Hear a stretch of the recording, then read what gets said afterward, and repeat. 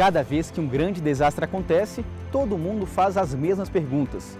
Isso não podia ter sido evitado? Nessas horas a gente se pergunta o que o governo faz ou deveria ter feito. E depois do desastre, o que vai ser das pessoas atingidas?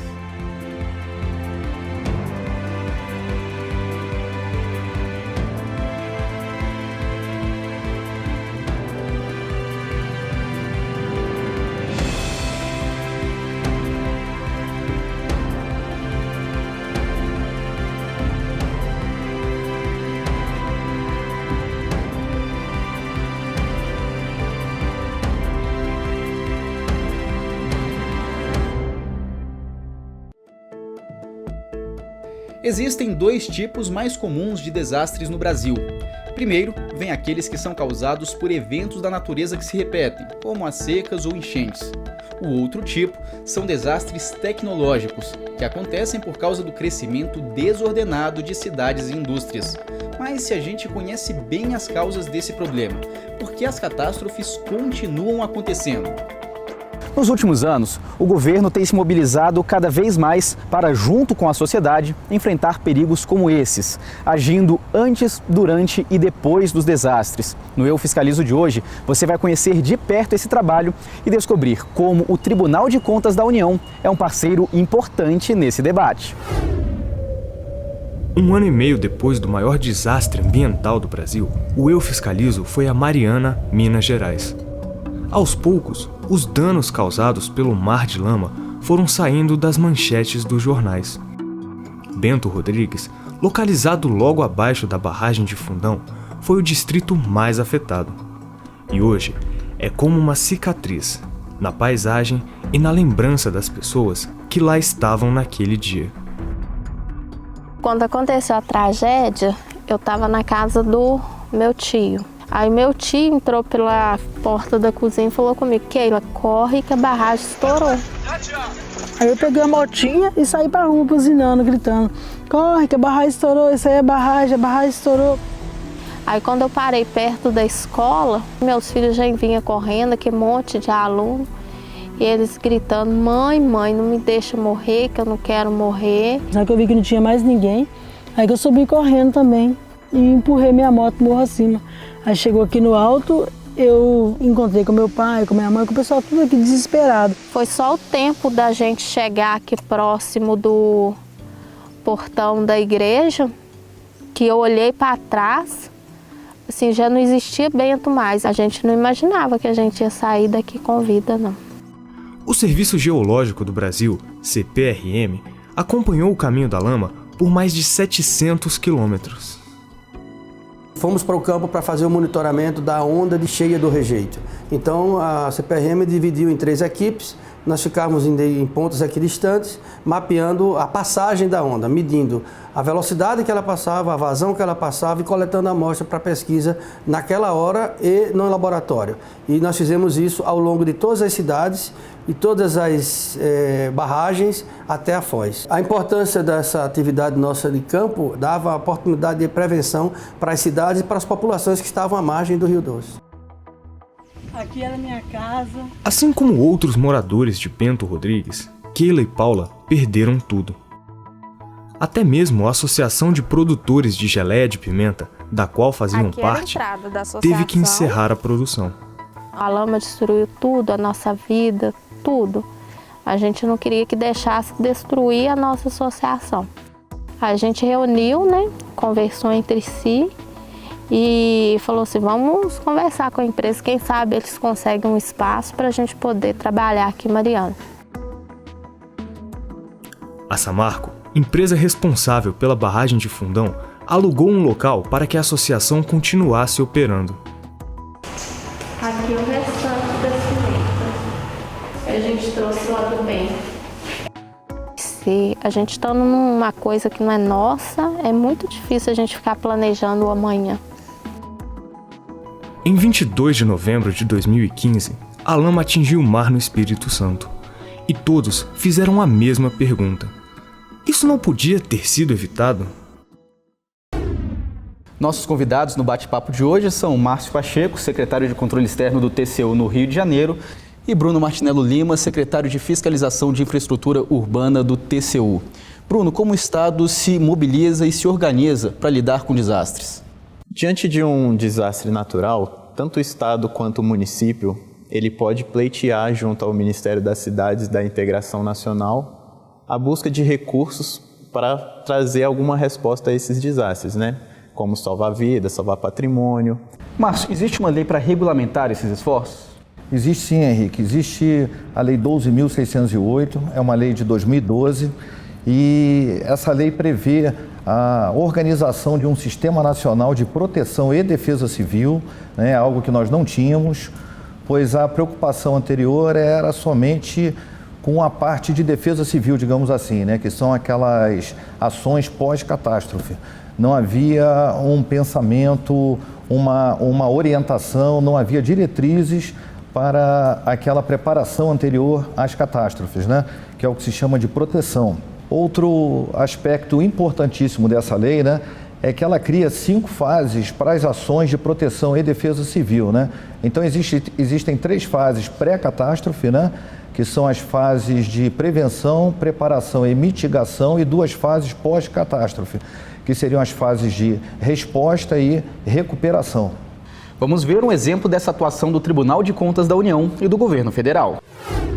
O Tribunal de Contas da União realizou uma auditoria no Departamento Nacional de Produção Mineral, que é o órgão responsável por fiscalizar barragens como a da Samarco. Alexandre, você supervisionou essa auditoria sobre fiscalização de barragens de rejeitos. Quais foram as conclusões do TCU nesse caso?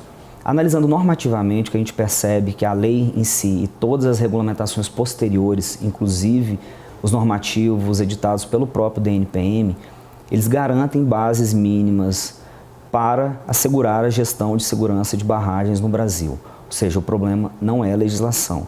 A legislação ela define claramente competência dos órgãos envolvidos, ela define critérios para a classificação de barragens, periodicidade e conteúdo mínimo dos documentos que devem ser apresentados e sanções em caso de descumprimento. Isso, em termos gerais, assim, o que a gente percebe é exatamente uma precariedade muito grande da gestão das informações que já estão disponíveis ao DNPM. Não é uma ausência de informações que o DNPM tem que ir atrás disso. Já está disponível a eles. Os empreendedores são obrigados a entregar essas informações. Mas o próprio DNPM não tem uma análise sistemática e tempestiva desses documentos, o que foi comprovado por números na própria auditoria, que ficou bem claro essa ausência de procedimentos de trabalho. A Samarco tomou providências para evitar que um desastre como esse volte a acontecer. Diques foram construídos para conter a avalanche de rejeitos no caso de um novo vazamento, e diferentes sensores monitoram a estrutura das barragens que restaram. A outra parte do trabalho é remediar os danos causados no desastre de 2015.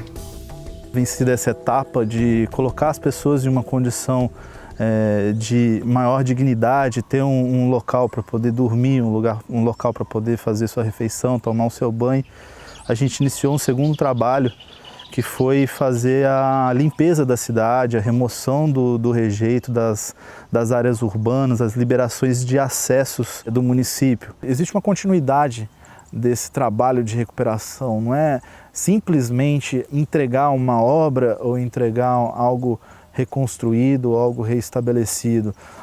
A população ela perdeu mais do que somente bens físicos, né? Eu busco concluir esse trabalho. Márcio, como tem sido a atuação do TCU na articulação entre União, Estados e municípios? Após aquela catástrofe de janeiro de 2011, na Serra Fluminense, né, nós fomos lá para verificar o correto emprego do dinheiro que havia sido transferido para os municípios. E foram descobertos diversos desvios, né? E, a partir disso, foram instaurados processos de tomada de contas especiais para que o dinheiro fosse devolvido para o erário federal.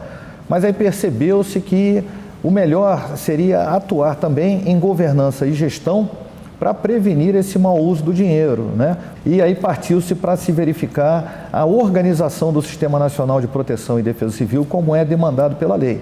E nós constatamos que não há regulamentação da Lei 12.608 ainda. a necessidade de ser editado um decreto regulamentador, né, definindo um Plano Nacional de Proteção e Defesa Civil e melhor definindo também as atribuições da União, dos estados e dos municípios e um regulamento desse sistema, coisa que não existe ainda. Bruno, agora falando de prevenção, qual a importância dessa articulação para evitar desastres? Diante das diversas competências municipais, estaduais e federais, você tem o município e o estado que executa as obras de prevenção, mas muitas vezes o recurso ele é de financiamento federal. Então essa articulação é de fundamental importância, à medida que municípios e estados têm condições melhores de avaliar o seu cenário local, fazendo levantamentos geotécnicos, hidrológicos e outras necessidades locais, enquanto que a União ela tem a missão de fazer uma política nacional de resposta e prevenção a esses desastres. É de fundamental importância que esses órgãos eles se conversem, se comuniquem. E no próximo bloco, vamos ver o que pode ser feito para lidar com os problemas causados pelas forças da natureza.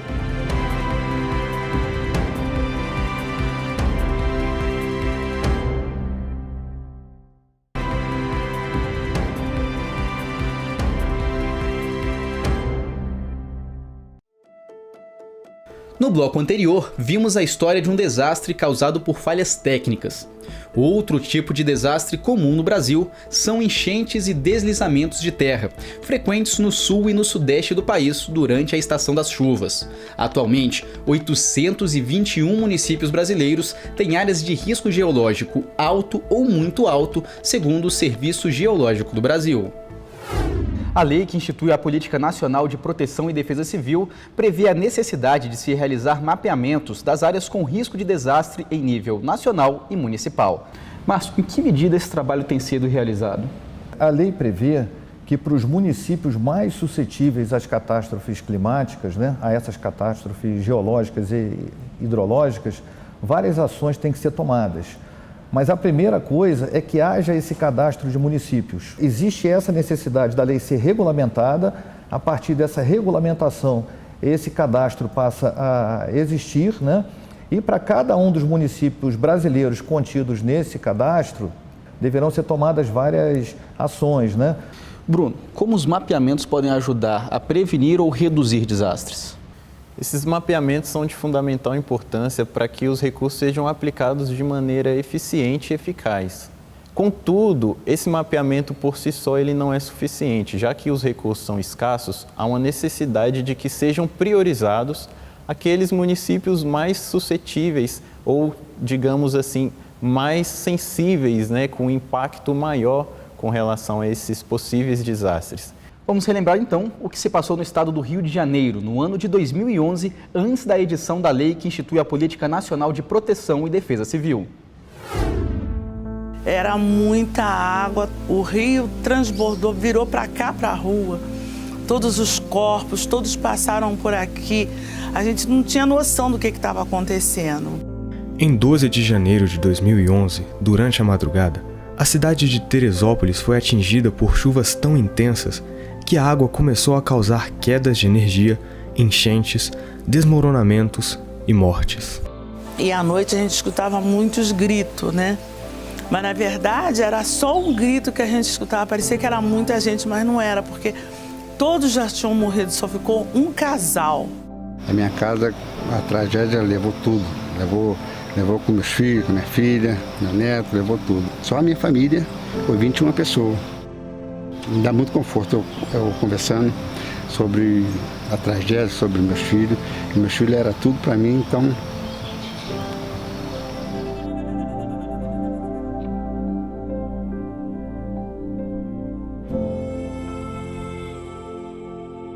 Essas chuvas deixaram todas as forças de reação do município e do estado completamente de mãos amarradas. E todos nós ficamos sem luz, sem comunicação, sem telefone, ilhados, várias ruas com mais de 1,5 metro, 2 metros de água em algumas.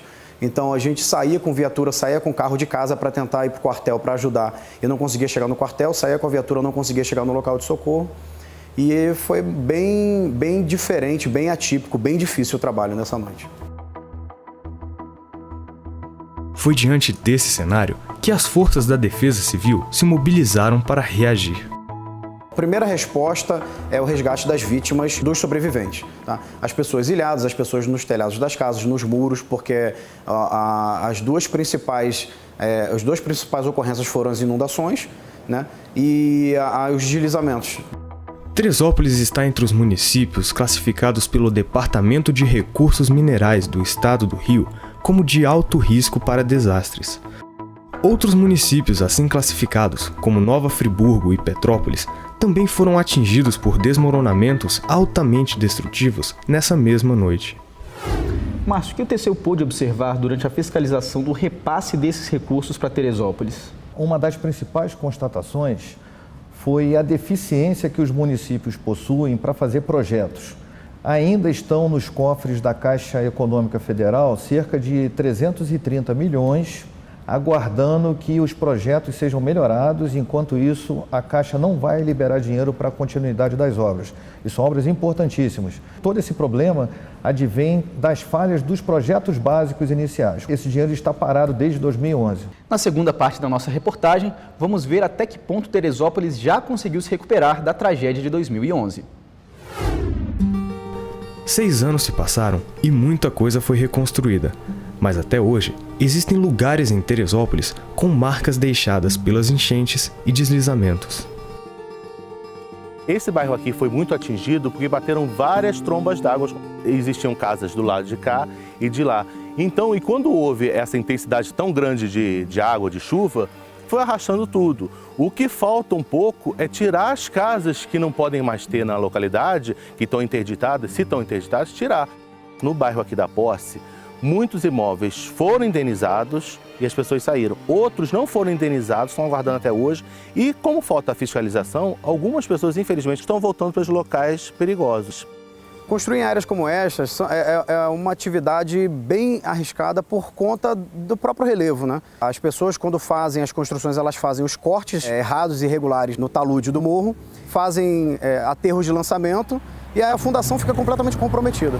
No caso da Defesa Civil, o nosso trabalho é de conscientização quanto ao risco.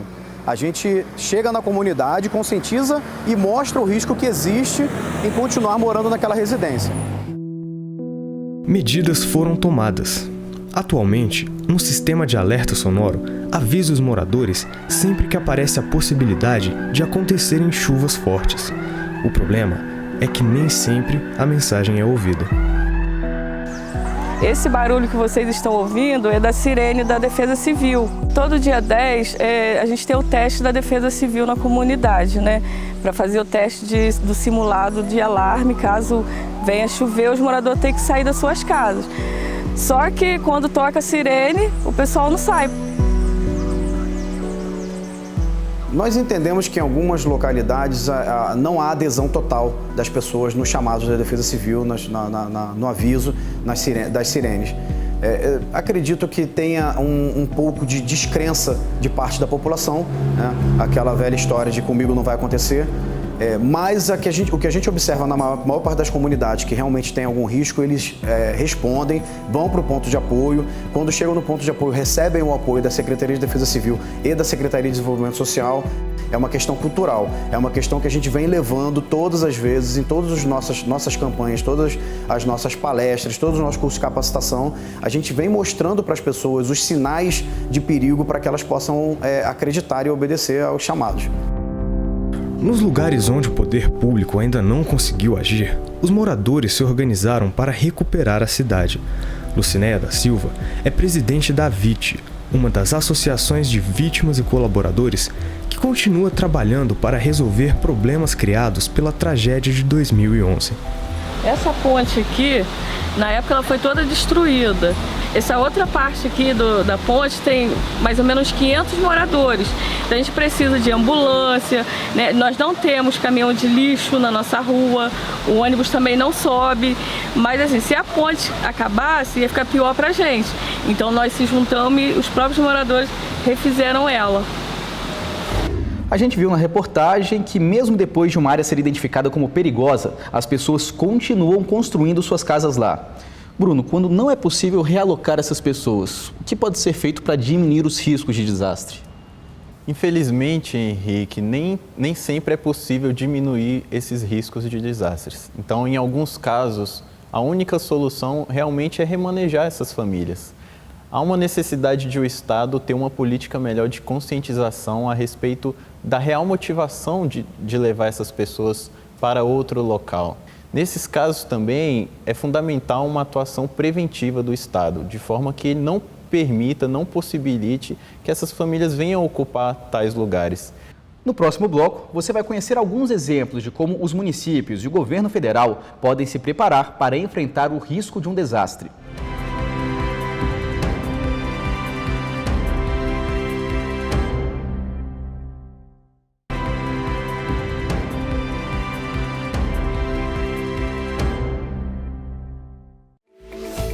No bloco anterior, nós vimos como a União pode ajudar os municípios durante uma situação de emergência e como o uso do solo em uma região pode aumentar ou diminuir os riscos de desastres.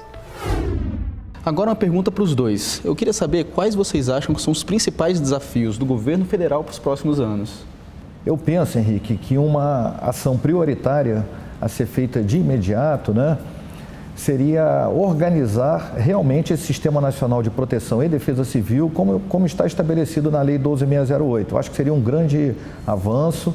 E o outro desafio, que é um grande desafio, seria realocar essas famílias que estão nas áreas mais suscetíveis a esses riscos hidrológicos e geológicos, famílias que vão ter que sair porque não há a mínima possibilidade de fazer obras de prevenção onde elas habitam.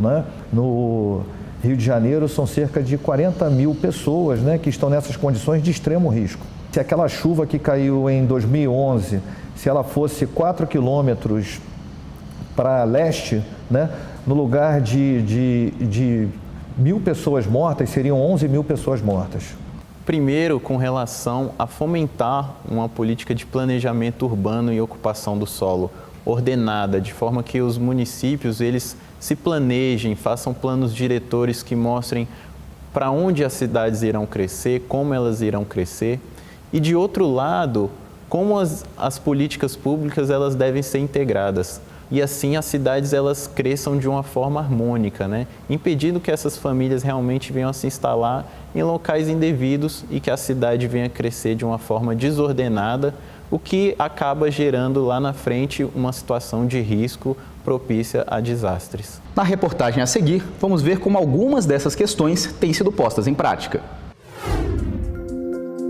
A Defesa Civil de Teresópolis está sempre atenta para evitar novas tragédias. No Centro de Monitoramento e Comunicação, informações meteorológicas da região são analisadas em busca de sinais que podem indicar algum perigo. Nós sabemos se ela vai ser uma chuva muito forte e poderá causar danos, acompanhando o nível que são registrados nos pluviômetros que nós temos em todo o município.